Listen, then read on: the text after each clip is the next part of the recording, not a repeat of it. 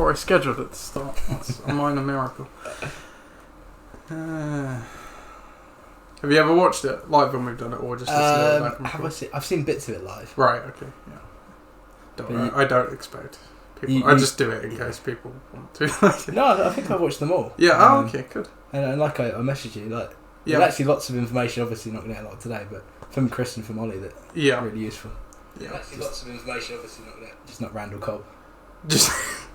Yeah, that's the thing. Like, it's tricky when, especially like when we're looking at lineups and stuff, and I'm like saying, "Oh, I wouldn't start that guy," when it's the person playing me, and then it's like great. But, like, I don't want to be dishonest and stuff, abuse my position, but it's just like, goddamn. Right, there we go. I'll just have that live on to make sure. What's that? Yeah. Well done on your goal, by the way, on the weekend. Goal? Didn't you score? 2. Oh, that's good. There you go. Oh, 2 goals. Sorry, I'm selling you short. Don't put me down. Yeah. Alright, and the last thing we need. Are you around Saturday or? Possibly. So I've basically had glandular fever last year, and I've not been feeling right since, and I've been seeing doctors and stuff, and they've diagnosed me with chronic fatigue syndrome. So yeah, I go through periods of feeling. Have you ever had a blood test for iron before? Yep, I've had many blood tests, and the way they diagnose chronic fatigue is by ruling other stuff out, and everything else always comes back fine. So, but no, I've been feeling a bit better. Other than my girlfriend's also been in hospital in A&E this weekend. So, but I'm thinking of coming this weekend if I feel a bit better. We might need you. So. Yes, Chris has told me what's. Right, here we go. The whole Liam QRD effect, not really happened. Nigel couldn't make it. I'm right up Mendenhall, he said he could make it. No, don't think this whole Phil. It's only from all to He is a shocking personality. You guys got a trophy? No. It was free then. Well, that's from Michelle Mendenhall. Hi, I'm a tag Jack! I'm a fucking tag! Hello and welcome to the LOC Report, where we have a brand new guest who will not understand why that end of that jingle is so hilarious, but I will send you the video after. But it is, of course, our newest coach, Mike Taylor. How's it going, Coach Taylor? Good to be here. Thank you. Yeah. How are you enjoying the league so far? Oh, it's intense, but I like it being intense and good fun. I'm loving it. So good. And as we'll see in a bit, your starting record hasn't been too bad. Yeah. So we'll just get straight into it, I guess. So 3 weeks in the books. We'll take a look back at week 3 and obviously take a look forward to week 4. But we have to start with the league news, so we have to fire up the jingle. Here we go.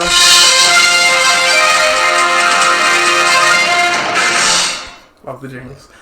So we have our first trade of the season, and it's not by me. You're a newcomer, so you will not know. I'm a bit of a wheeler and dealer. Well, you probably do know from the out times I'm trying to trade. My inbox has been pretty busy for me. Yeah, that's how I roll. But no, this trade was not involving me. It was involving Pakistan and the Book of Elliot. Pakistan sent Sony Michel, Miles Sanders, and Robert Woods to the Book of Elliot for Devontae Adams. What do you make of that trade, Mike? Relatively new to the league. A 3-for-1 trade to me sounds like it's going to be a bit of a skew on the player. Mm-hmm. I think Adams obviously is the high tier player. Yeah, had a bit of a slow start, but we'll get there. Sure. I think yeah. Green Bay getting there. But in a way, I think I say the same for some of the players that have gone. I think Robert Woods. The Rams have been a little bit slow offensively. I think they're going to improve a bit. Sony Michel as well for New England. We saw what he did last year in the playoffs. And exactly, he rumbled on. Miles Sanders not as much, but he's a slow burner. I see both parts of the trade for sure. Yeah, I'd agree to some extent. Look, Devontae Adams, first round grade. Not often you see a team's first round player get traded. Yes, you are correct. He's had a bit of a slow start.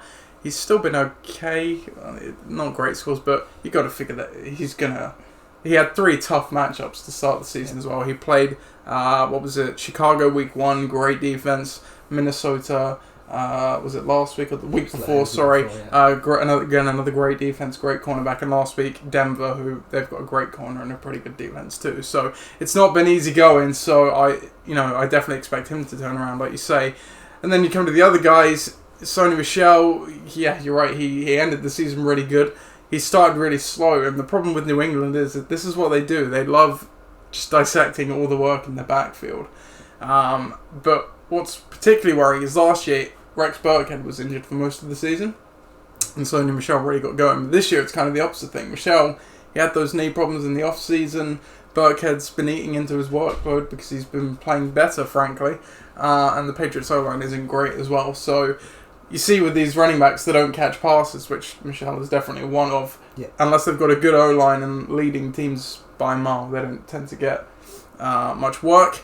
Miles Sanders, like you said, bit of a slow burner, could be great, but he's in a committee right now. And then Robert Woods is the other interesting one. I think he was the leading receiver in terms of fantasy points, at least for the Rams last season. Obviously Cooper Kupp went down as well, but yeah, like you said, this year they've been sputtering a bit. And Cooks and Kupp have had good games, but Woods has not had one yet. You've got to figure that would change. But speaking about this trade, I think it's not a clear win, but I'd say it's firmly maybe 65-35 in favour of Pat. Devontae Adams has massive potential playing in that Green Bay offense with Aaron Rodgers. And those other three guys there, you might get all three of them turn out good. Wouldn't surprise me if none of them turn out that good. Ross's team, I will add a caveat, obviously probably among the worst in terms of depth in the league. He does need depth. He gets that depth, but you give up a great player to do that. Yeah. So make of it what you will. So that's the trade. And then other league news, we have one ticket remaining for the last NFL games. So if any of you would like it, or indeed you, Mike. What's the date? It's 3rd of November, I believe, which is a Sunday. I may be back. Yeah, okay. I'm in Australia for a couple of weeks, but okay. I'll let you know. Nice. God, the LOC is globetrotting this year. My God. So yeah, that's that. Then we have our key transactions of the week. There were quite a few additions this week. I think I'll bring them up on here while we talk about them. So the first one I picked out was Wayne Gallman for TJ Hawkinson. That was $28 that ad, which is the second most expensive we've had this season, apart from Dak Prescott and McMahon, which was $37. And that was done by Game On, or whatever they will eventually change their team name to. Here it is, you can see it right here, folks. So, this is, obviously interesting because of the value, but Saquon Barkley is the key driver behind this, going down with a high ankle sprain. So Gorman is going to be the starter for at least between 4 to 8 weeks. Yeah, that's what we've seen. So, what do you make of Wayne Gallman? I think obviously 28 credits, points, dollars, whatever they're called. Sounds like a lot, but you are getting, you're starting running back for a team that, absolutely, traditionally has played a lot of running game. Now that might change, which we'll bring on probably shortly with the next couple of picks. I'm not sure that's too much. Again, I'm probably not the right person to say, but I can understand, why you go there. And I think Chris Leach brought up a point. If you want to make sure you get the player in a blind auction, you got to overbid. So 28 sounds high, but it's probably pretty good, and I guess we'll see in the next couple of weeks. Yeah, I think you're right. You probably don't listen to fantasy podcasts and things like that. Maybe you do. Maybe I'm selling you short there. Not yet. Or if you're reading articles, usually when you read a free agent or waiver wire column, it will mention percentage of your budget to spend. I would say that's probably within that spectrum. Look, he's going to be a starter for, realistically, I think it's going to be the longer end of that injury spectrum than the shorter. And he's done well when he's had to start before Barkley. I saw some good numbers for when he'd be playing. So. The O-line's pretty good in New York. It's not a great team, but Daniel Jones certainly has helped breathe some life into the offense, which we'll come on to. I hope he does. Well, we're there now. So Daniel Jones was the next edition by you, Mike, for $18, and you dropped Tariq Cohen. Daniel Jones, crazy first start for him. I think the greatest stat to summarise what he did last week. Eli Manning is 0-14 in games where the Giants were losing by 18 or more points. Daniel Jones is 1-0. There you go. But he had a great day, so I think it was 38 points, give or take. I think 32 or something. I'm pretty sure I saw it. Have I sold him short? I think you have. It was 38.24. There you go. I must have been thinking of Baker Mayfield's season. Yeah, it definitely makes sense as an addition for you. I don't. Well, he was obviously probably your top ad for the week, spending $18. Yeah, I was having a look at the other quarterbacks that had gone in the season. I ignored Prescott because that seemed quite high. But there were obviously reasons for doing that. Yeah. And yeah, Baker Mayfield hasn't been, impressing me or anyone for that matter. No, slow start for the Browns. I want to keep him because I still think there's potential with his with the receivers he's got. Yeah, absolutely. But for now, I think there's a change, and I was really, really impressed with how he did under pressure. Yeah, in that game, 2 rushing touchdowns, all that kind of stuff. So. You love quarterbacks with the legs. He's got another soft matchup this week against the Redskins too. So time will tell if he's a good long-term solution, but certainly for the next few weeks, I think you've got yourself a starter. And then the only other thing is, it's not strictly about a single transaction, but if you chuck in the one right above it, where Bedednator's added Sterling Shepard for $15, total spent on Giants players this week, $61, which you would not have said that just prior to the week. A lot of things had to happen for that.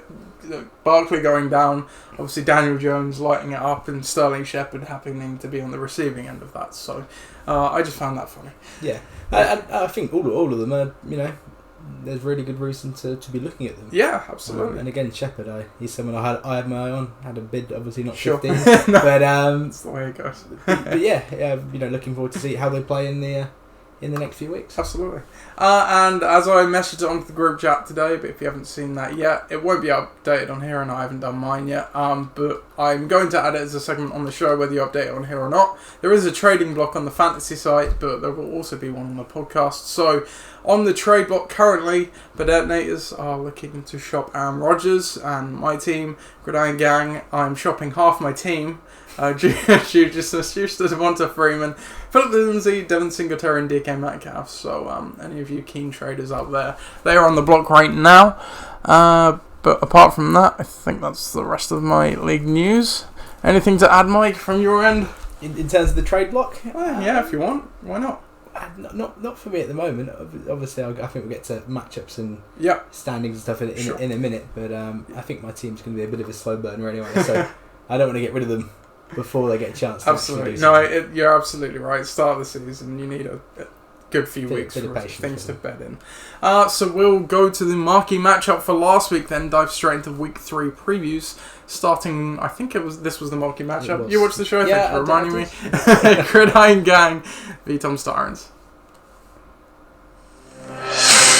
The old rivalry continued with Gridiron Gang taking on Tom's Tyrants in this week 3 marquee matchup.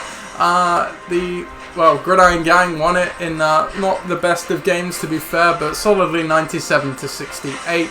On Gridiron Gang's side of the ball, Tom Brady had a good day with 24 points. Gore straight from the waiver wire to the starting spot with 15. And then Juju Smith-Schuster and DJ Moore with 14 and 12 respectively. On the other side, Jimmy Garoppolo faltered in a very turnover-laden game for the 49ers. He only got 11 points. And outside of that, the high scorer for this week for the Tom Tyrants was the Cowboys D with 16. And they only finished with 68.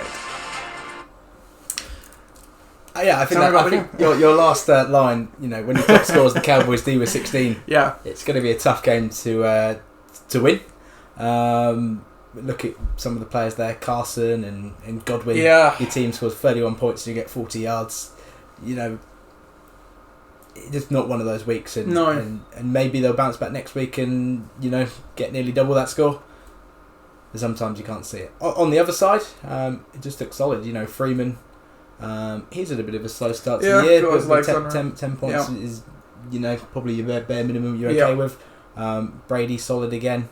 I think he's going to be that for the next few weeks. Gore as well, as you said, brought him in decent to get one in, and Juju getting a bit of a little bit of traction. Yeah, funny that both my receivers, Smith-Schuster and DJ Moore, got all of their points essentially on one catch.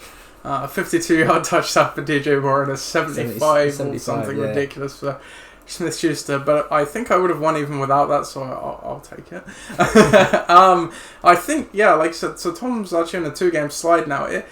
it's curious with Tom. He started the season in week 1 so well, but the picture of this team has just changed dramatically in a short amount of time. The Nick Foles injury, I think, to be fair, changed the outlook for Fournette, where defenses, yes, Minshew's been good, but they are trying to take Fournette out of the game. Carson's had fumbling issues, which has led to him essentially being benched, but he was also game scripted away in this one. Chris Godwin, he had a couple of good weeks, but he was second fiddle to Mike Evans certainly this week. And Austin Eckler as well. Justin Jackson, which I'm sure he'll be happy about, ate more into his workload, and he didn't have a great day as well. So, we'd be remiss to mention that Tom Torrance also dealing with injury to Alshon Jeffrey. The Big Ben injury certainly impacted James Conner as well. It's certainly a period of flex for Tom Torrance. And my bench there, can I just highlight as well? 59 points. I forgot about that. You did try and offer me Philip Lindsay during the week. And everyone's looking like a fool now. He's still available. I just read out the trade bulk bit, so no. So that was last week's game. Gridiron Gang gets their first win of the season. They are 1-2 now, as are Tom's Tyrants. The team versus team history of this game. Gridiron Gang have levelled the score 6-6 now. May as well not have bothered, as Chris likes to say. He's not here, so we'll go on to our next game then, which is Game On versus Pakistan. Hi, thank you. Game On took on Pakistan, with Pakistan still seeking his first win of the season, and Game On coming off of his first win. Pakistan would still be seeking for that first win though after they fell to Coach Gardner's side 118-92. Russell Wilson had an absolutely nuclear day, going for 45 points, and Cooper Kupp delivering 2 touchdowns and 102 with 22 points certainly helped him on his way. And his namesake, 15 points, we can't not mention that, the kicker, Matt Gay himself. On the other side of the ball, Pakistan, pretty good day, best of the season so far. Josh Allen, 20 points, Mecole Hardman, 16, and Trey McLaurin, 13 points, Packers D 14-2, but ultimately was not enough. Yeah, I think this game was actually a lot closer than the 27 points. It's all about Wilson. Yeah, it's all about Wilson. 100%. And if you think with about 4 minutes to go, we got the last two touchdowns in the last couple of minutes. That's probably another 15, 16 points at least there. A little bit unfortunate for Pat, but when you look across the team, there's no massive scorers, 20 few quarterbacks, par at best. Hardman, 16 is pretty good. McLaurin as well, 13 points. Yeah. Heard a stat from McLaurin.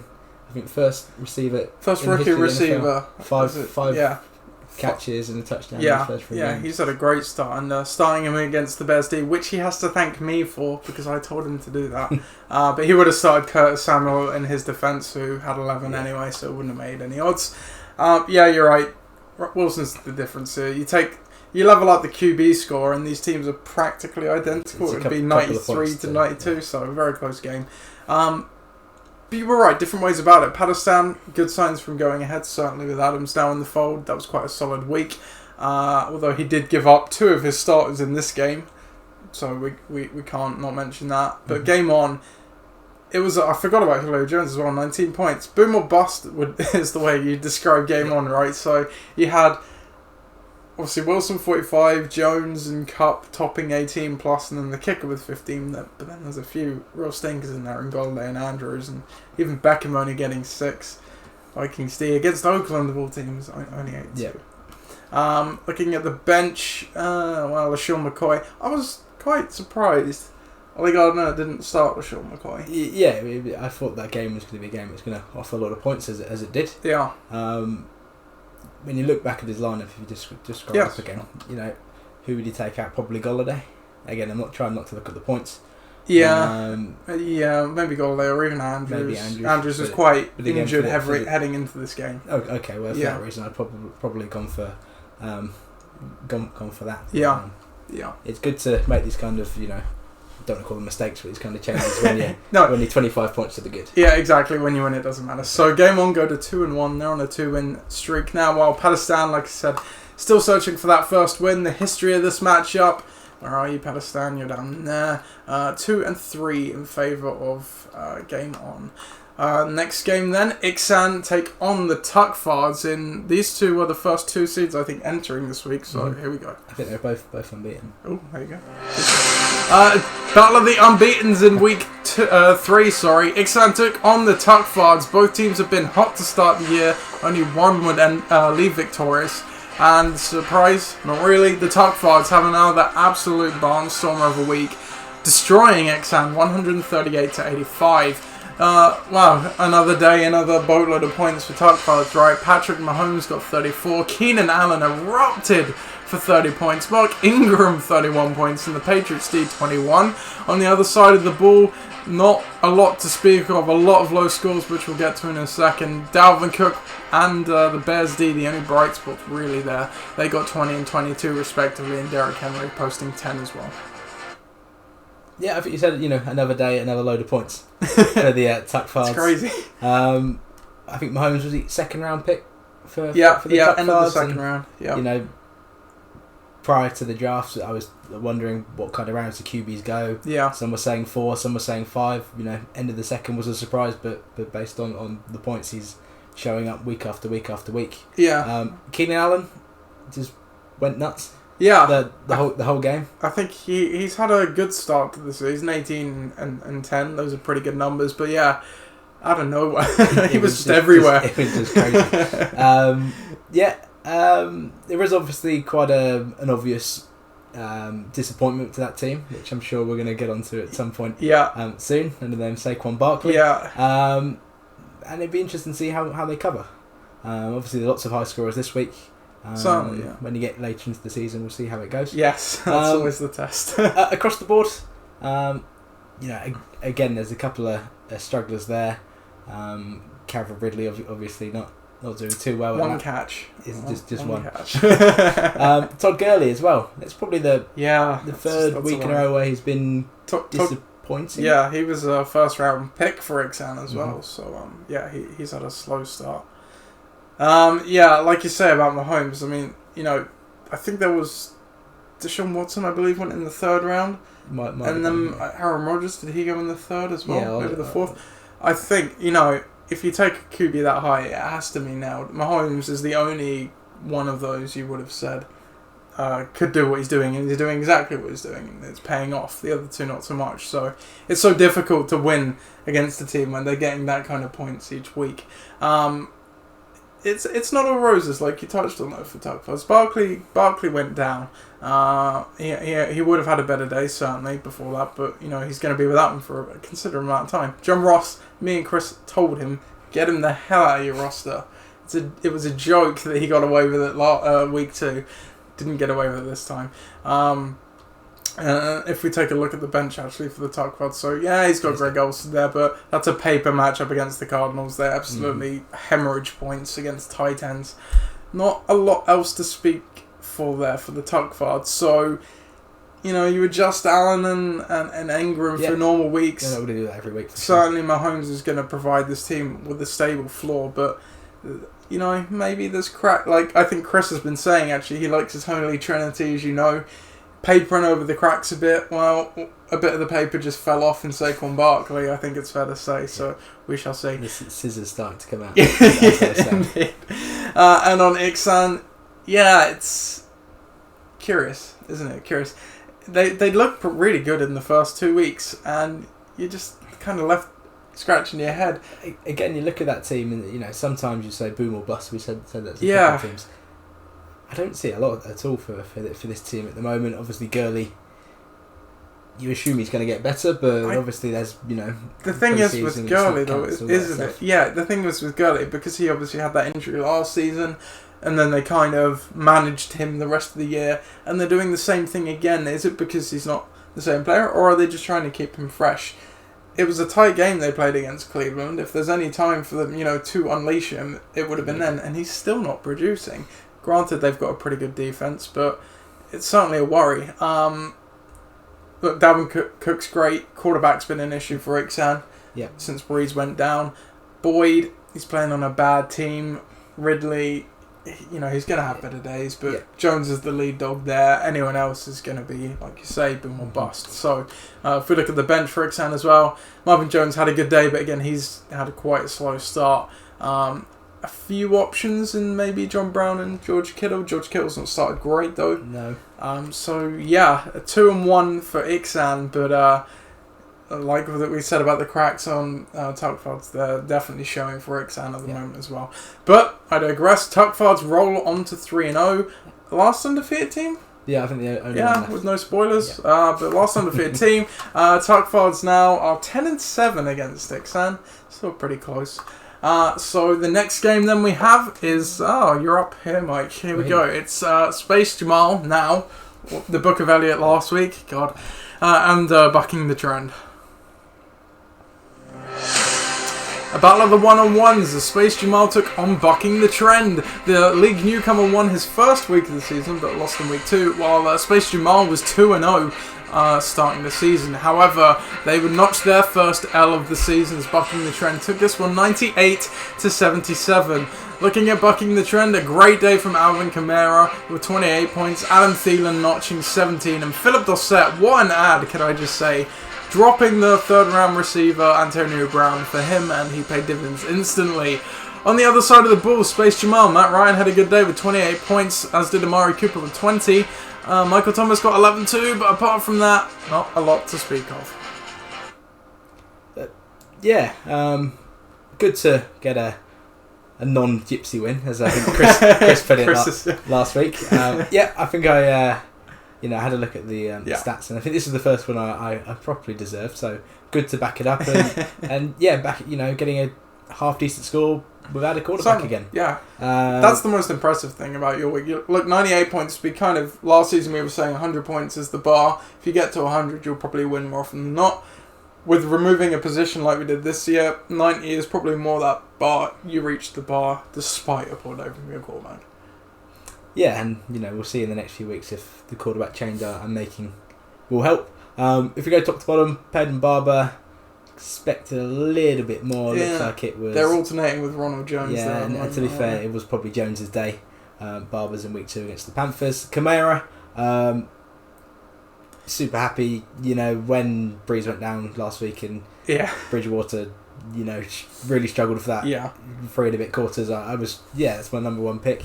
And I was concerned, but bounced back far better than I could have expected, and that's a good reassurance for me. I think you can expect more of that. When a backup quarterback comes into a game, it's a difficult spot. You've got a game plan and whatnot in place, and it's tough to maintain that.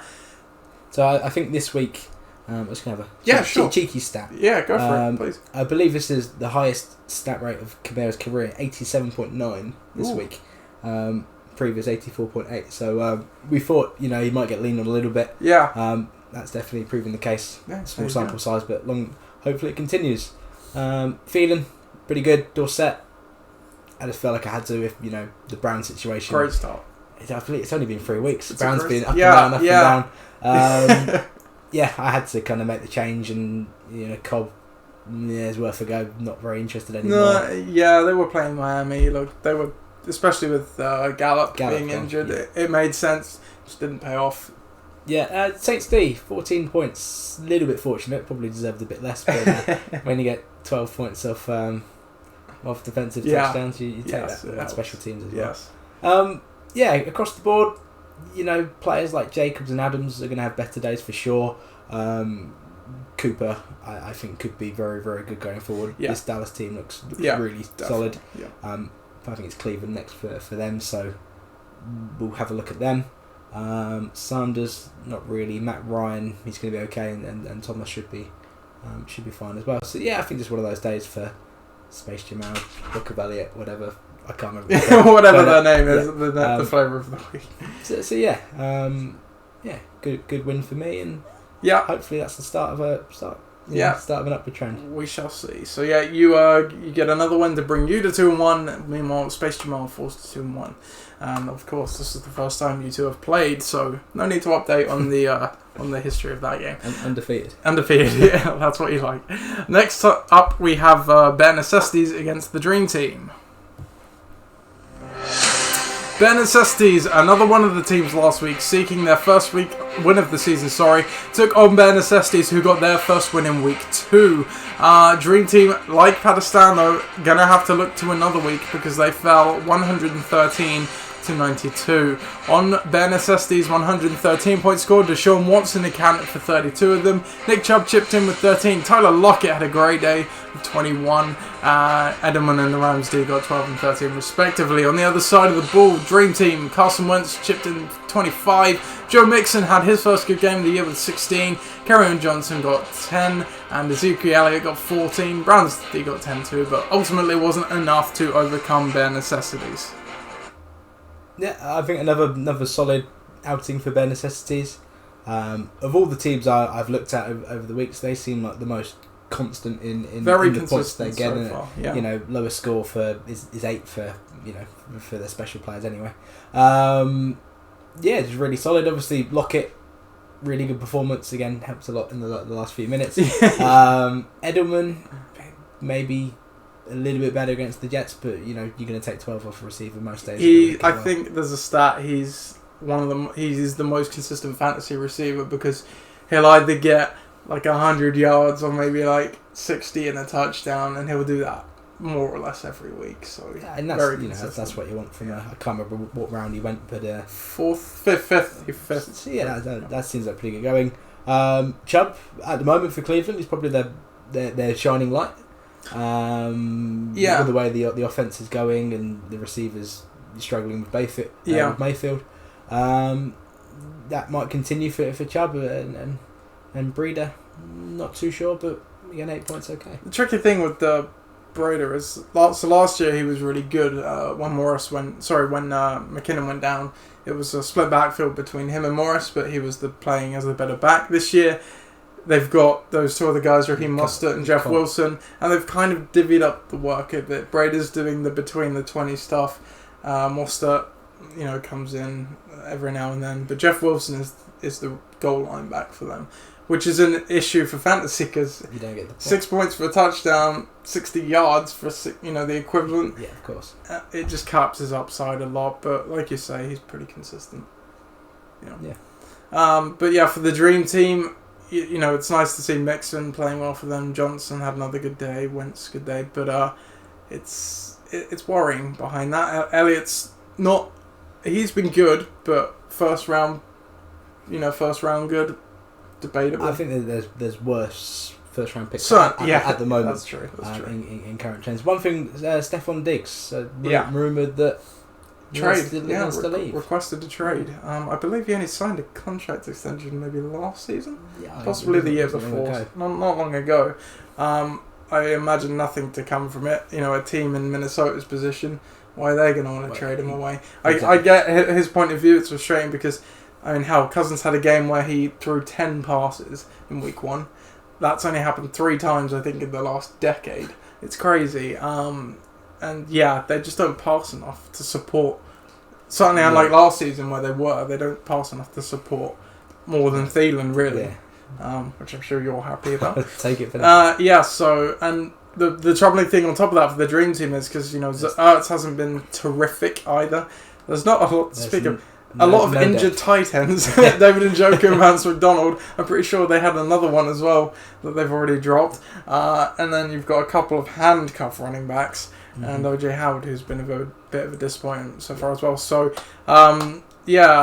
between Pakistan, we've got the poll up right now, actually, which 0-3 team do you think will win first? You can see that on the desktop site. I think I went for Pakistan. Yeah, it's currently 2-0 to the Dream Team. There's also the option for both of them to win in the same week, which they had nothing either. But yeah, it's certainly looking like Pakistan more likely to win right now. But Bare Necessities go 2-1. Dream Team's still looking for their first win. Bare Necessities are now 9-7 all time against the Dream Team.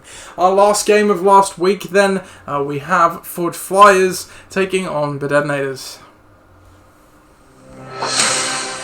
Forge Flyers took on Bedetonators in another battle of the 1-1 teams. But Forge Flyers would have it was the high scoring team in this week 3 as they scored 135.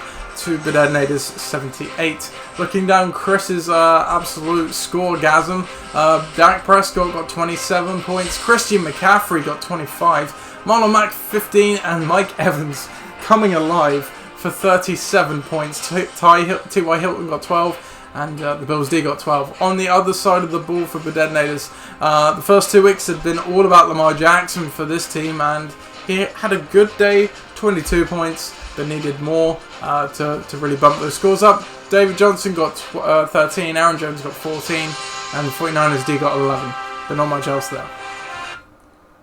So yeah, not quite the highest score for Forge Flyers. I think the Tuck Flyers beat them by a sorry, by a couple. Sorry, Phil. I forgot. Yeah, can't let Chris No, you gotta be accurate. But yeah, he's still going to be very happy with his score. Mike Evans with I assume that's a once in a season score for him. Yeah, I think what that is, that's making up for 2 poor first 2 weeks. If you average his first 3 weeks, if we bring up his scores. So yeah, through the first 2 weeks he had about 9, and then he had 37. What's that together? 46. That's about 15 a week. You'd expect that from Mike Evans. So yeah, that's going to come back down to but yeah, the rest of Chris's team looking good. Dak Prescott again, backing up that $37, $38 early in week 1, especially with the Cam Newton news. So great move from Chris. McCaffrey. Again, look really good with the offense and the new QB. Yeah. Mac going to be solid.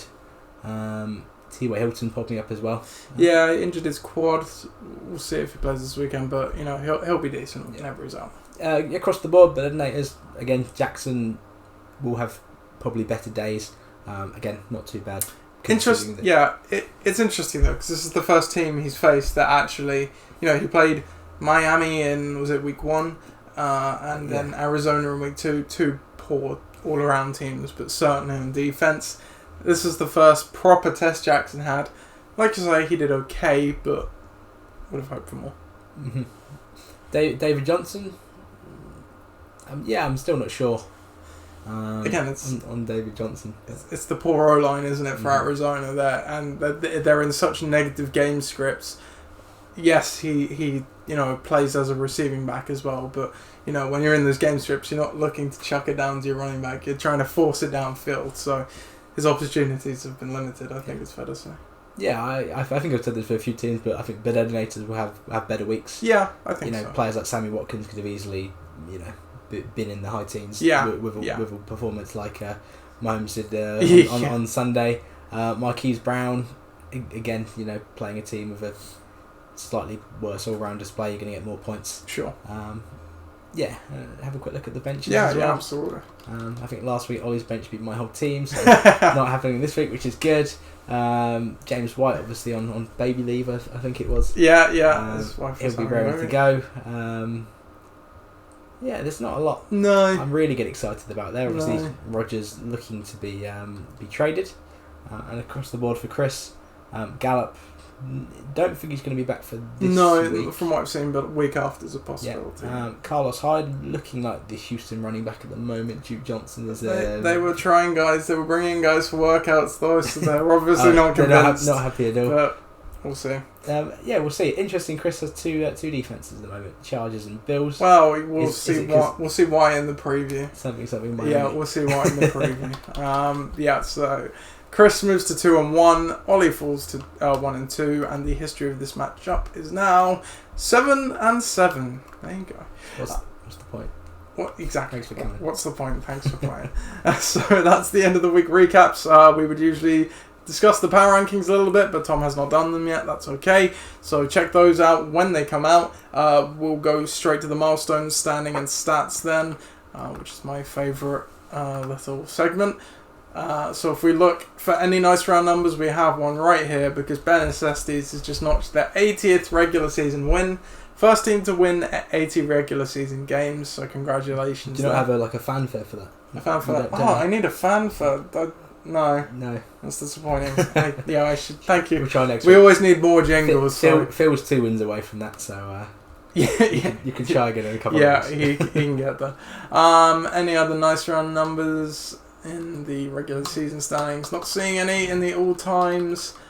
Phil notched his 80th career win, so congratulations, Phil.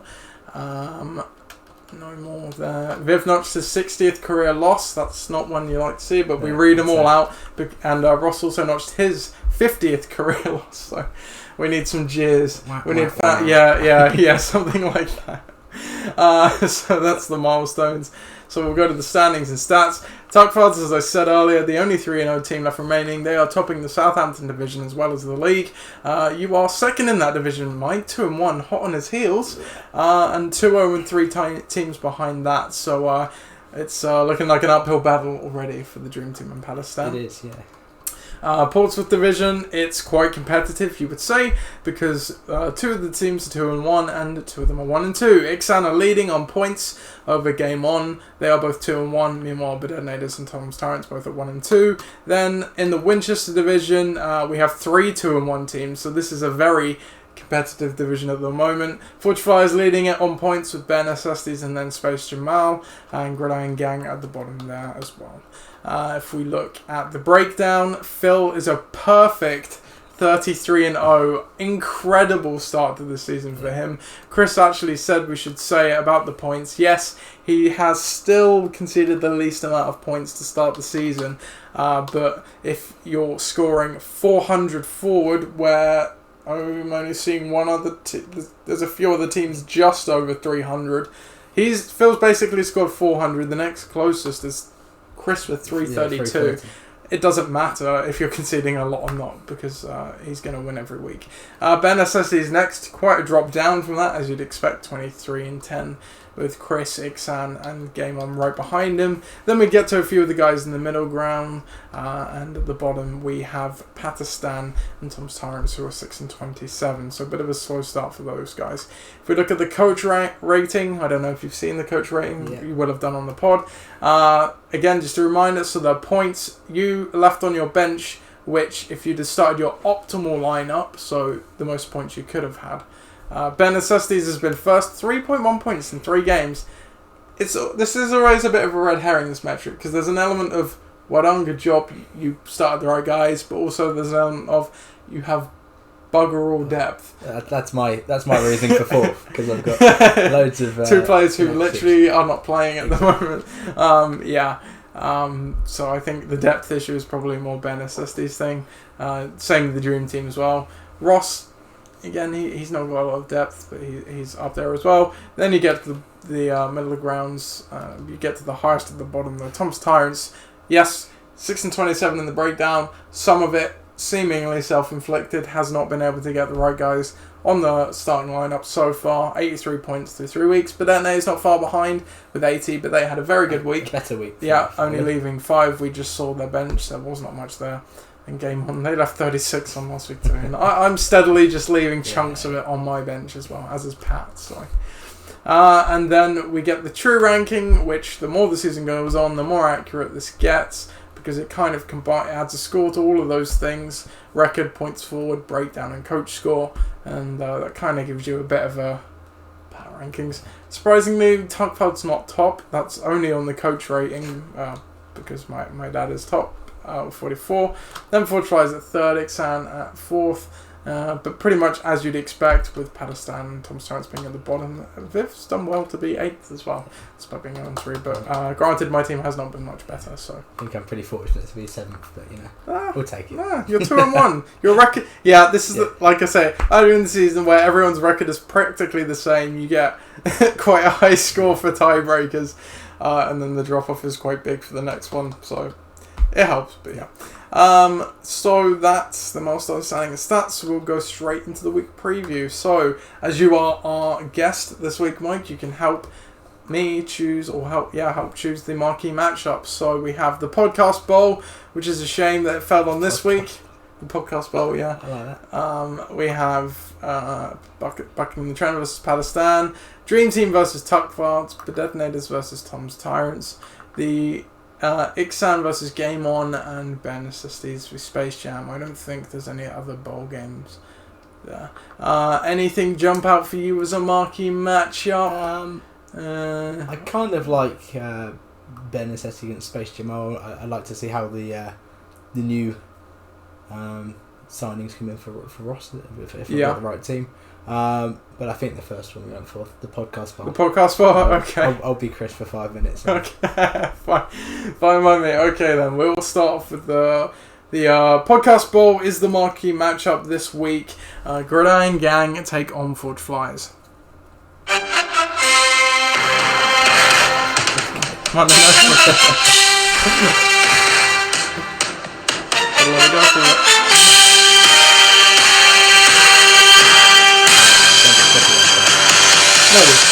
I haven't had yet.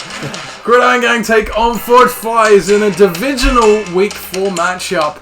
Gridiron Gang got their first win of the season last week. Meanwhile, Forge Flyers are now at 2-1. Projections currently have this very in favour of Forge Flyers, 96-86. Looking down the lineups, Gridiron Gang, they bring Jared Goff in for Tom Brady, who they drafted, but he was a free agent briefly. Brandon Cook comes into the lineup for the now cut Frank Gore. Brutal. Marcus Valdez-Scantling comes in at wide receiver as well for Devontae Freeman. So Gridiron Gang currently first team to go 5 wide, 0 personnel this week. On the other side of the ball, Forge Flyers, they have brought Darren Waller in straight in from the waiver wire as well as Will Disley. And the Chargers defense comes into. I missed the Colts defense on my side. So Chris is going with 22 personnel this week. 2 tight ends, 2 running backs, 1 wide receiver.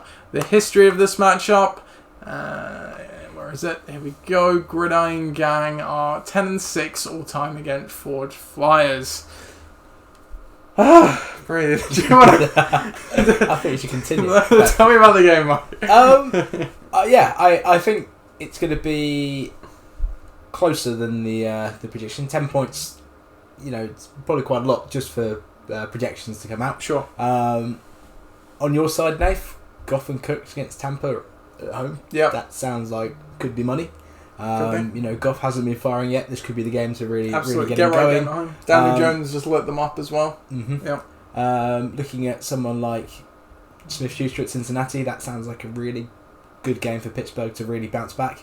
Colt at Oakland, probably one of the better Ds this week, probably. Hopkins at Carolina as well. I'm liking that. Across the board, starting at quarterback, you got Prescott at New Orleans. Interesting game. Much like the Ravens, sorry to jump in, much like the Ravens, this is the first real test for the Dolphins because they've played the Giants, the Redskins, and Miami in the first 3 weeks. So we'll see what kind of team Dallas is. Yeah, I think it'll be interesting to see how he plays really. Not too sure how it'll go, but I think they'll be alright. McCaffrey should be fine. Mac at Oakland again, that's probably quite a good one. Mike Evans at the Rams. That'd be a big test for Tampa. Yeah. Waller. I think that's a pretty good pickup off the waivers. Yeah. I think he had him actually last week. Cut him for someone else, and then re-added him, which is not the first time that's happened this season for some teams. Ollie did it in week 1, obviously, with Hollywood Brown. Disley. I like Disley. That was a pickup I think today. Yeah. On free agency. Great matchup against the Cardinals. And again, I don't think we can ignore Chargers at Miami. No, yeah, I think I put it on the group chat actually. This is the 4th week of the season. I will have faced the team play with the defense against Miami 3 of those weeks. Stop it, people. the last team that played at Miami got 44 points. Was that the Patriots? Yes, that was the Patriots. That's a pretty ridiculous score to get. So that'd be the big kicker. But I think Miami looked a little bit better last week. I'd agree. Yeah, they were playing in Dallas, right? In Dallas. Yeah, but they. And I think for one half they look. I don't want to say solid. It's probably the wrong word. Not the word, but yeah, they looked capable of signs having of life. Signs of life. Yeah. We'll see how it goes against the Chargers, their game. But yeah, if I had to pick one, I don't know. This is the tricky part of the pod. We make it look easy at home, Mike. This is where you I'm looking at the projections, but there's a lot of things about your team, Nath, that I do like. Thank you. Before you deliver your verdict, we do actually have Chris watching live. Hello, Chris. Nice to see you. Hi, Chris. Chris says, just in time. No pressure, Mike, but everyone on Nate's team is out of form. We'll let Mike be the judge of that. Which is why Phil is so far ahead in the points for. Yeah. So sorry. You have that in mind now. So does that help you choose that? Because of that, I'm going Gridiron Gang. Oh. No. Yeah, I just think players are out of form. Players can play themselves back into form. I think for Goff and Cooks, this is one of the better games. I can't think of any worse games apart from Miami, probably. I think Hopkins is going to get points. I think Juju's going to get points. I think it'll be close. But yeah, I'll go Gridiron Gang. Okay. Chris is chatting some more. Pat Steve versus Miami, that is. Which is why Phil's points for is so high. And absolute split over in my day. Have a good holiday, mate. Interesting note for this game. Nearly all of my players at home. Again, the temptation to start someone instead of DJ Moore is great, just so I can have that. But besides that, you know what? To Chris's credit, some of my players are out of form. Goff has been underwhelming to start the year, but like you say, good matchup at home, and he historically plays better at home. Mm-hmm. DeAndre Hopkins hasn't been completely firing as well. He had that great week 1, but the last couple of weeks has not been great.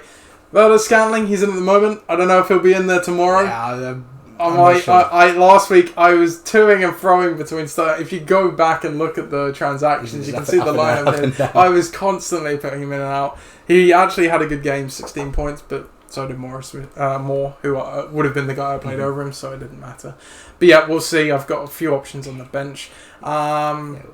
In terms of matchups, there's not really any bad matchups on my team. I wouldn't say there's any particularly great ones. Chris is saying, I'm on Pacific Beach, San Diego, it's lovely. Apparently it's flying at home. I know who's the real winner here. Good point. Forge Flyers, looking at them. Yeah, like I say, Prescott's first real test. I think he's a good quarterback. The Saints D is good, but it's not been shutting teams down. No. So I don't think Prescott will have a problem putting up decent points. Same with McCaffrey. Mac, again, he gets enough work that he's just going to be solid. Evans, like we said, he's going to have a come down. It's actually a tougher matchup than it looks because they've got some pretty good corners there in LA.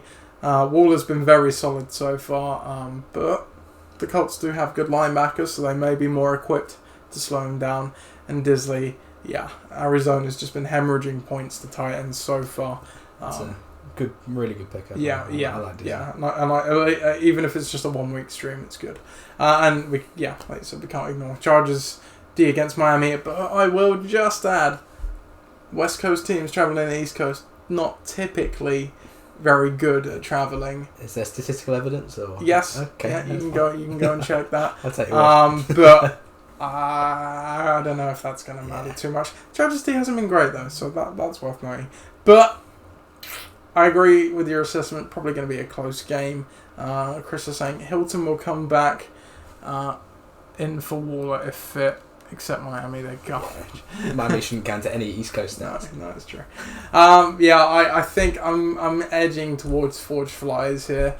Well, like Chris, you don't want to back yourself. No, I am a fair podcast host, Mike. I didn't choose myself last week, and I won. So I'm gonna go with a similar. No. I see. That's how it goes. You pick your own team, you lose. You pick the other team, you win. Nah, it's a close game. Forge Flyers would be my money, but wouldn't surprise me to see my team win also. So that we are split on that one. Next game then. We have you up straight away. That's good. Bucking the Trend take on Pakistan.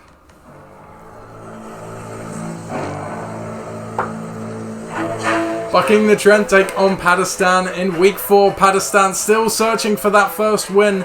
Will their trade escapades propel them to it? Meanwhile, Bucking the Trend looking to keep up with division leader, the Tuckfires. Projections quite low at the moment, but giving you the win here, Mike, 84-75. Looking down the lineup, Daniel Jones has come straight into the lineup for you over Baker Mayfield.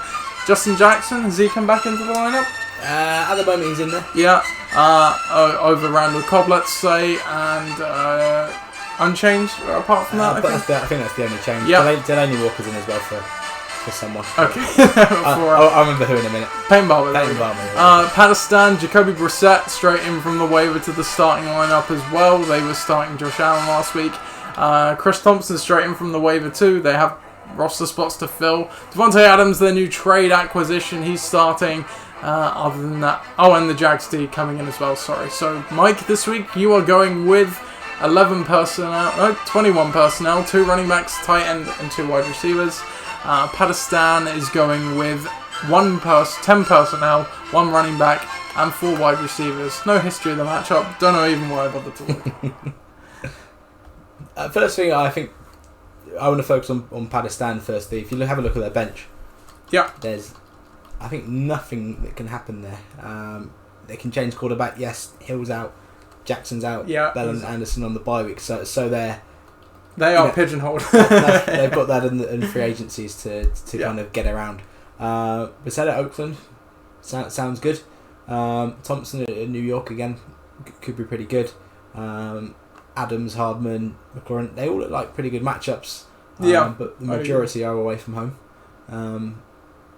We'll see. Across the board, for me, Jones, Washington, I just hope, last week was a sign of things to go. You know what? I put nowhere near as much as you on him, but I put $2 on him. I was a bit Phillip Rivers. I wasn't sure if anyone would go for him or not. I am entirely okay with you going 18, but I obviously don't need him as a starter where you do.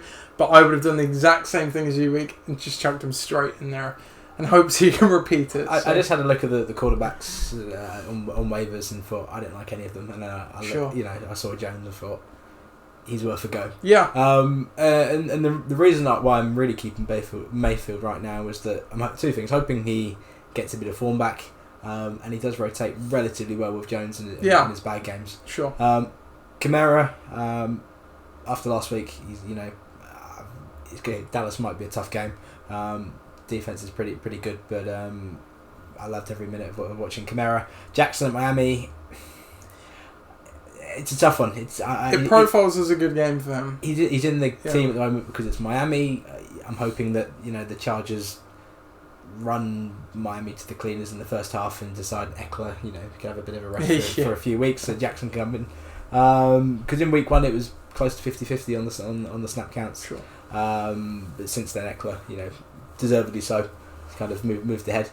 Feeling Chicago is pretty horrible, but I think Minnesota's getting a bit better. And number 1 receiver, he's going to be the outman hopefully. Dorsett,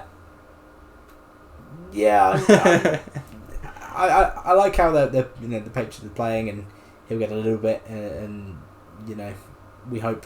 And Gostkowski's going to stick in there for the whole time. Saints D at Dallas, probably going to keep him again because I kind of like the Saints D.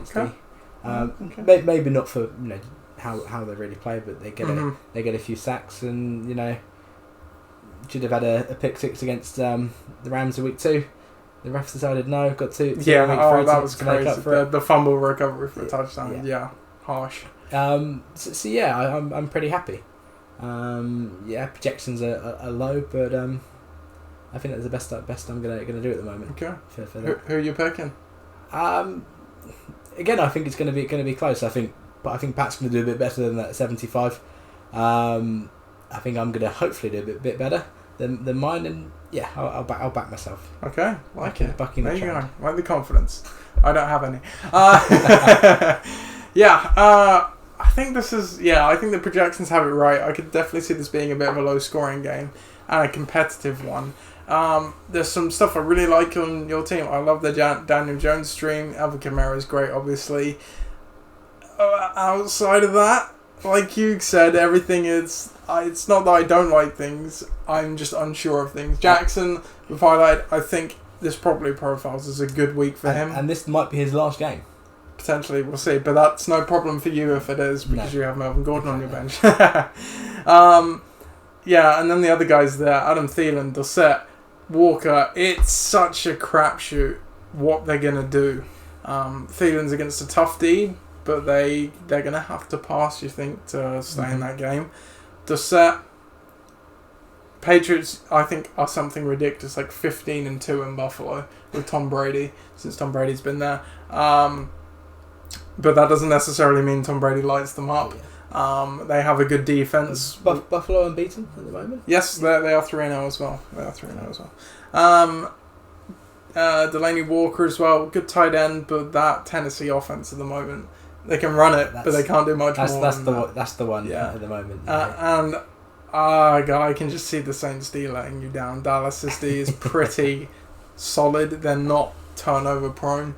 And the Saints D are, they're certainly in a good matchup. They're going to do well, but I think against good teams they're going to struggle. On Pat's side of the ball, this is why I struggle with this game. Adams, I think, is going to get a season started in week 4. But then outside of that, who knows what these guys are going to do. Brissett I like, but if Hilton's not there, I just see them running all day over Oakland. And then you've got guys like Thompson, Samuel, Hardman. What are they going to do? I don't know. They could do nothing. They could do a bit. They've got ceilings. Yeah, that's the thing. There's defined ceilings there. McLaurin, I like. He profiles to have a good game. Don't worry. I think he will. Jaguars, traveling. I don't know. I'm going to go with your team as well, Mike. Both teams have question marks. I think it's fair to say. I agree with that. You at least have a couple of other choices, though. None of them particularly inspiring. I don't have any other choices. You're both pretty pigeonholed, actually, but I think you've got more to like than Pat does, so I'm going to pick your team. The Dream Team against Tuck Files are our next game then, so we'll fire up the next jingle.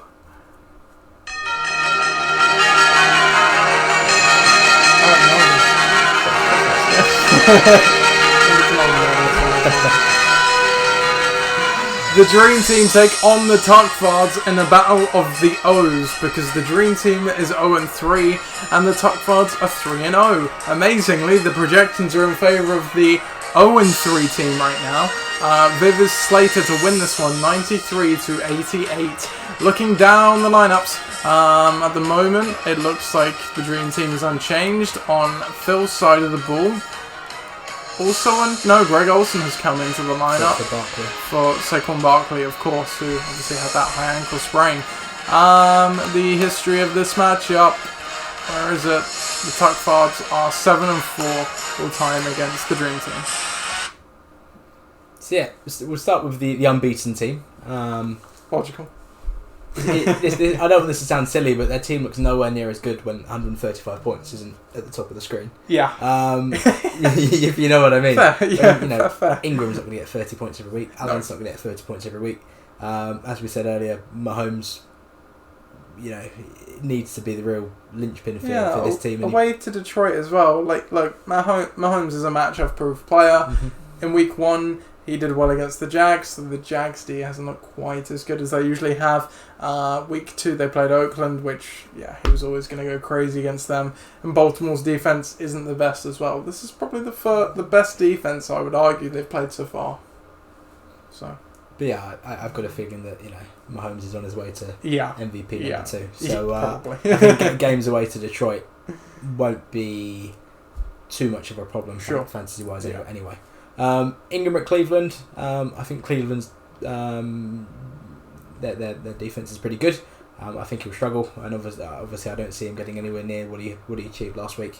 Allen at Miami, yes, but you think if they fly into a 30-point lead at halftime, Allen's going to lose the snap count pretty considerably. Yeah. So we'll have to see. Larry Fitzgerald, I'm fine with that. He's one of the first names I really knew in American football. Okay. Follow it, 6 or 7 years, and you see him, and when you see a 36-year-old, still being out there and running it and being effective. Him and young Kyler have been doing it together. I think Seattle at home isn't actually as bad a matchup as it might look on paper. No, I think that's fine. I think they'll be okay. John Ross, not really happy. I'm not too impressed with him at the moment. Minus week 1. Yeah. Olsen at Houston should be okay. Patriots D at Buffalo probably will be okay as well. And kickers are kickers, so I don't know anything about them. Kickers. Across the board, Dream Team. I know this season they've scored more points than me, and they're 0-3 and I'm 2-1. So I think they're a little bit hard done by for the season. Yeah. Wentz at Green Bay, that probably will be a bit of a struggle. Mixon has been a big disappointment. Was he first round? Second round. Was he second round? Was he? Of course, Zeke's there.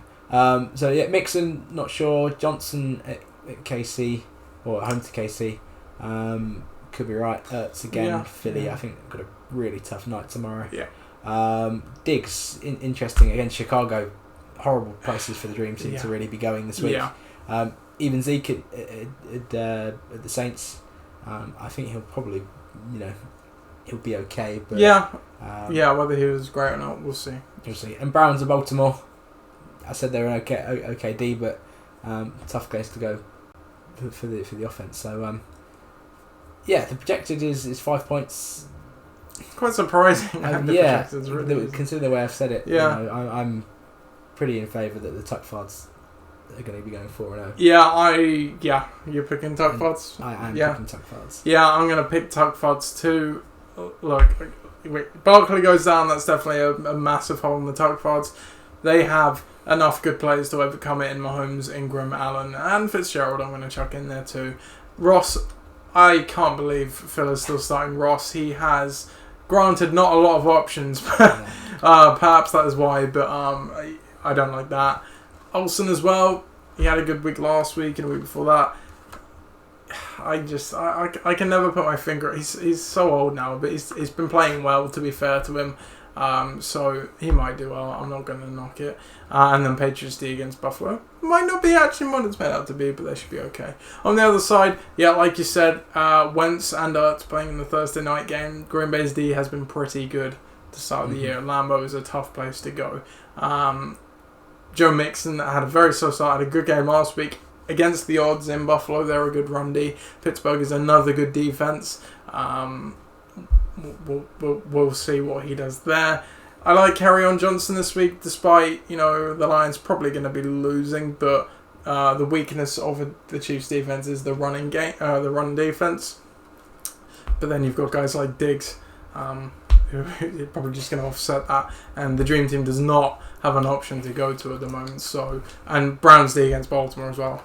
That's not going to go well. Browns D is good, don't get me wrong, but away to Baltimore. I don't think they're fantasy good for this week. Agreed. Tuck Fards to go 4-0, and unfortunately, Dream Team, we are saying to go 0-4. I did this. Join Pat then. Yeah, joining Pat. That's what we like. Next game then. We have the Detonators against Tom's Tyrants.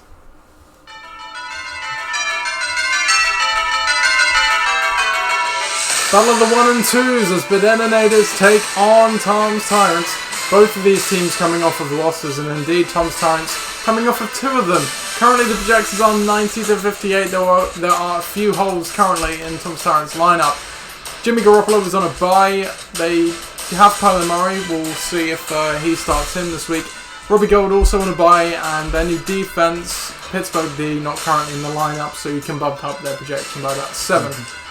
Obviously unchanged there, so they are still going currently with 30 personnel. We'll see if they stick with it. On the other side of the ball, the Detonators changes. What have they done? They've brought Sterling Shepard straight in from the waiver wire to the starting lineup for Tyrell Williams. Mike Williams, does he come in? I think he has for Will Fuller. And other than that, Seahawks D as well from the waiver wire. So the Detonators this week going with 10 personnel. Everyone's copying me and Chris now. Or Phil with the 10 personnel. History of this matchup: the Detonators are 6-9 all time against Tom's Tyrants. Yeah, what to say about this one? Starting with the Detonators. Bit hard to analyse when the other team. When there's we have to project. You've got half the team missing. We'll start with the Detonators. Like it's an easy way to start. We talked a bit about Cleveland and Baltimore. I think Jackson will probably be okay, but I wouldn't be that surprised if he was a bit disappointing. Yeah. Maybe under that 20 mark or something like that. Johnson, Seattle D isn't what it has been. They just got torn up by Kamara, but Saints offense is definitely better than the Cardinals offense. Yeah. Shepard, we said earlier in for this week. I really like Shepard because that means if he's doing well, then hopefully my mate James is going to be doing well. I think he's going to do really well. Williams, Miami, any player to Miami, I think you play this week. Brown at Cleveland, again, not as excited as I was for if their corners are healthy as well, they I think their top 2 or 3 even corners missed the game. Well, I think they played a completely new secondary on if they're back, that helps a lot. It's pretty good. Watkins at Detroit, another pretty good defense. Darius Slay will probably be on there. Watkins he's a strange one. He's going to go crazy some weeks and a bit anonymous next, but I think he's okay. And Seahawks at Arizona, not loving it, but it's probably okay. They'll probably get some sacks. Whether they stop Arizona, we'll see. But on the other side, I'll help you out before you analyse this. So let's assume Kyler Murray starts. Kyler's in, Steelers are in. Steelers are in, and then insert kicker here. I wouldn't think. Tom might make some changes, but the starters there are. Maybe you take out Carson for someone like Gordon or Connor around. James Conner. He's got a good matchup. So let's assume Connor came in for Carson. So that would actually bring their projection for you folks paying attention at home to, let's say 66 with the D, 21 with Murray, be pretty close. 87. And then Connor. That's probably about tied actually. So Fournette at Denver. He's not the same Fournette that has been from a few years ago. He's not had the numbers really. And again, we said earlier with Minshew coming in, they were kind of the defenses are kind of forcing against the run from Jacksonville. Carson, I think he's a good player. I think he keep the ball in his hands, which he's struggling to do this season. I think someone picked up Rashard Penny this week in the waivers. Yeah, they did. So it'll be interesting to see how that goes as well. I think Pete Carroll did come out and say that he's still happy with Carson, but we'll see if that's his media talk. I think Carroll's one of those coaches where that they just lie all the time. They'll just say one thing and then do the opposite the very next second. So we'll see. Robinson, could be good. Godwin, he's a bit like he was good the first 2 weeks. Obviously, last week he played second fiddle to Mike Evans. That's going to balance out probably. Yeah, I think again for Tampa it's going to be a struggle. And I think Mike Evans is going to be a man for this week. Eckler Miami. That's something I went over. Depends how much he plays, but there's going to be points in there. Especially if they play it anyway, like the Cowboys played last week. Yeah. Zeke and Pollard both 100 rushing yards. Yes. Which is pretty big. I think it's another close one. Okay. Do you not agree? You can put your prediction first this time. Okay, yeah, sure. That's only fair. Tom's Tyrants is in a funk right now for the reasons we mentioned on the recap. We don't know what we're getting from Carson. Fournette's just getting shut down. And then there's, the other guys there are just being a bit inconsistent at the moment. On Ollie's side of the ball, okay, they do have a bit of a reliance on Jackson, but the rest of the team, it's still pretty good. But you just feel with Ollie's team, there's things you like on paper, but you can kind of see the floor just falling out. Do you know what I mean? Yeah. There's guys there like Shepard, Williams, Brown and Watkins. It would surprise no one if all of them went for 15 plus points or if all of them went for less than 5. And that's the thing, you'd expect one of them to go off every week. And that might be enough in a matchup like just to keep them afloat. Probably. I think for Tom's Tyrants, if we scroll down with the bench, there's a couple of things I really like. I think Connor, if he is fit and he's playing in the late game, that could be really good for him. Josh Gordon's a bit of a funny one. I like my bit of a wild card. I like my New England Bad Boys or former New England Bad Boys. I think Connor could have a big week. I think Kyler's going to do okay as well. I think it's closer than I think. You told me to pick it. I'll pick it. I'm actually going to go Tom's Tyrants. I talked myself round to it. I'm going to go Tom's Tyrants. I'm going to be a bit ethnic. Okay, well, there we go. We both ended up the opposite way, but the same result is we're split. So there you go. Tim, want to go? This is This isn't going to be a shorter show, Mike. This is longer. You said it was going to be a shorter. Yeah, there. Ixan take on Game On in week 4. Where's my music?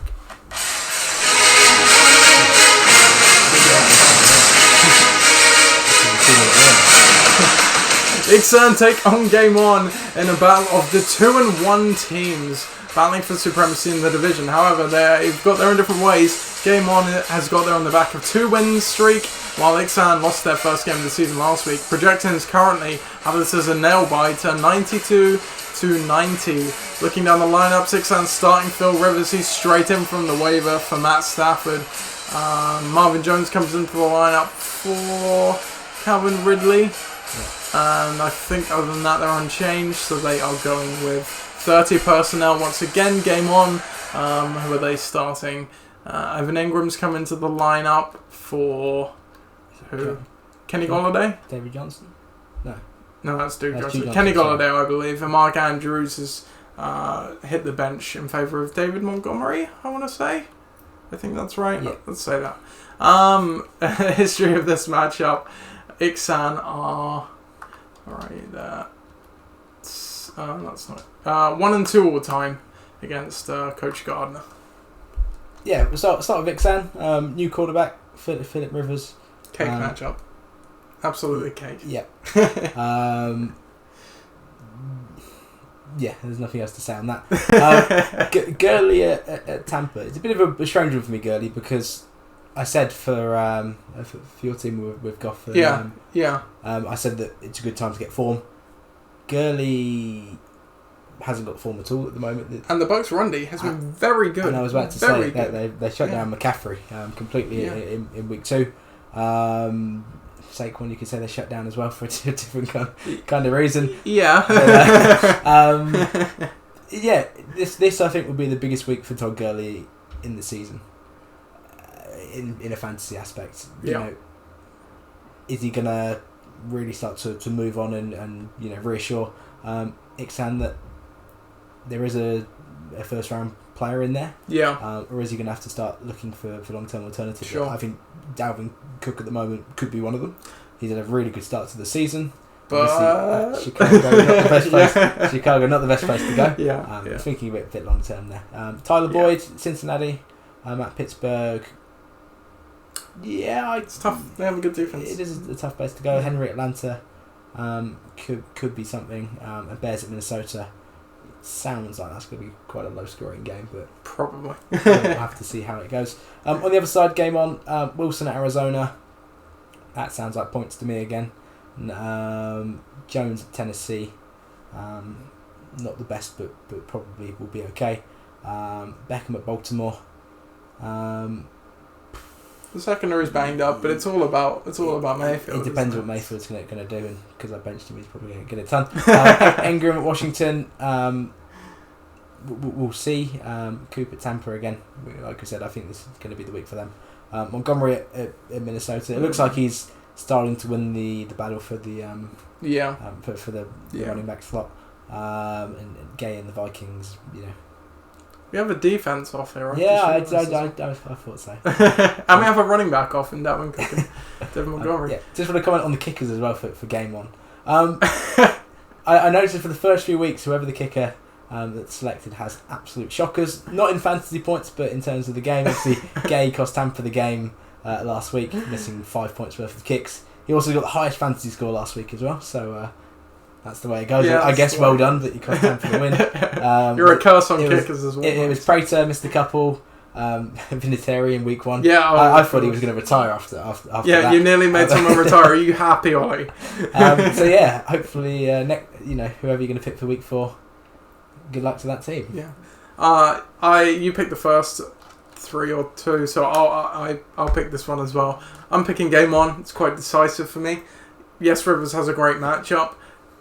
But behind that, I'm not very confident in anything else. We've already spoken about Gurley in length. Cook's got a terrible matchup. He might be able to overcome it, but I wouldn't surprise me if he doesn't. Marvin Jones, yes, Detroit figured to play catch up, but that Detroit offense is just so weird. Boyd hasn't been terrific, and Henry, you figure any team playing the Titans is just going to say, let's shut down the run game and make Mariota beat us. Granted, Atlanta don't have a very good defense, but we'll see. There's just so much more to like on game on, which you already touched on, Mike. Wilson against Arizona. I think Jones will be fine against whoever he plays.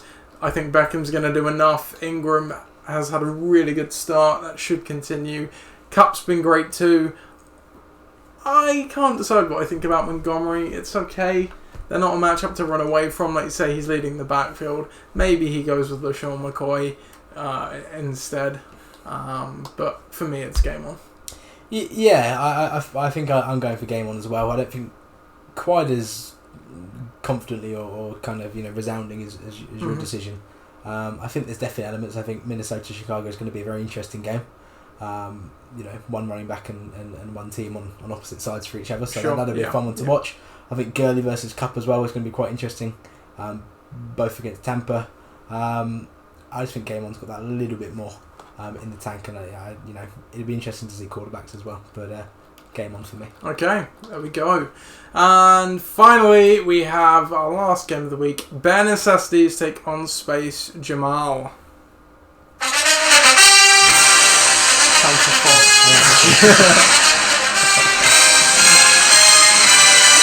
Bare Necessities take on Space Jamal in a battle for supremacy in the Winchester division. Both teams are 2-1. Bare Necessities coming off a 2-win streak. Meanwhile, Space Jamal lost their first game of the season last week. Projections currently have this 97-89 in favour of Bare Necessities. Looking down the lineup, Royce Freeman comes into the starting lineup in favour of Matt Breida, who's on a bye. Other than that, I don't think there's any changes there. On Space Jamal's side of the ball, they bring Robert Woods, their new trade acquisition, in, but I think that's the only change. So Bare Necessities, sorry? I think Sanders as well. No, I think Sanders is in also, yeah. Bare Necessities, their personnel is 21, 2 running backs, 1 tight end and 2 receivers. Meanwhile, Space Jamal are going with 10 personnel, 1 running back and 4 receivers. History of this matchup is, if my fingers scroll up, 4-3 in favour of Bare Necessities. Nearly timed it perfectly. There's 2 Sanders. That's what I was getting mixed up. The Miles Sanders who now plays. That's fine. Yeah. I think Ben is that the highest projected points for the week, 96. It's got to be around it. Yeah, it might have been there. Yeah. I think you can see why. I think Watson at Carolina, I think that's pretty good at the moment. Freeman at Jacksonville, not totally happy. I think. No, but they've not. The issue with Freeman, I don't think. We said Jacksonville weren't as solid on the D. But Freeman's splitting the backfield is the issue there at the moment. Mm-hmm. I like Chubb. I said earlier. I think he's the Cleveland go-to at the moment. With the way Mayfield's playing, we'll see at Baltimore how it goes, but I think that's okay. Kelsey, Detroit. I think Kelsey's always pretty solid. Yeah. Lockett, Arizona. I can see that being a good one as well. Across the board, Space Jamal, Ryan. Tennessee's not the best place to go, but again, I think he'll function. Thomas at Dallas, that'll be a good game, and not totally convinced by it yet. Jacobs should be okay. Robert Woods, should be fine. I think one of the receivers against Tampa's probably going to miss out. It'll be interesting to see who it is. Yeah. But I got a feeling Woods isn't going to be the one. I think he's going to bounce back. We said he had a bit of a slow start. Sure. Cooper, New Orleans, that'll be interesting. Again, that's a big game for Space Jamal with Dallas and New Orleans. Emmanuel Sanders at Jacksonville. We'll see how the kicker does at Miami. It's another one to analyse for me. So Bare Necessities, they are the most consistent team. They have been so far, at least. Just looking at like we said about Freeman, being in the split backfield isn't great, but he's had a couple of okay games. Other than that, what more can you say? They're just solid options there. I would say most of them are probably fairly matchup proof as well. Some of them have good matchups this week, like Lockett against Arizona, for example. Whereas Space Jamal, Ryan against Tennessee. Tennessee's defense has been pretty good, but Ryan's also pretty good. Yeah. Thomas, we still haven't really seen. He got a touchdown last week. He's traditionally been one of the most efficient receivers. We'll see if Bridgewater can help him out again. Jacobs hasn't been good since week 1. Now, they've been in bad situations where they've been losing and having to go to Rashad a bit more, so maybe this week figures to be a bit of a closer game against Indianapolis. He might do a bit better. Like you said about Woods, he's not played well, but they might try and get him going in this one, and Cooper's good. Sanders got a tough matchup as well. It's worth noting.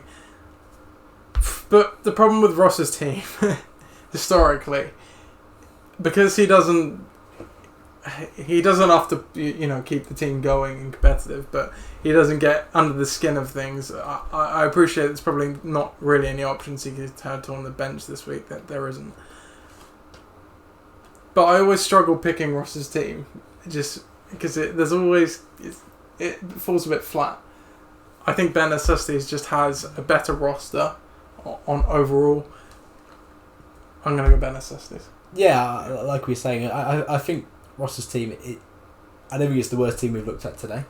But okay. I know what you mean. It does sometimes. There's nice elements there, but there is. Yeah, I think you're slightly underrated them. I think that starting team looks quite solid. Yeah, I think the fixtures aren't the best. No, I think the thing you said earlier about their necessities, a lot of them are fixture proof. Maybe obviously not Freeman, but I think the rest are pretty solid.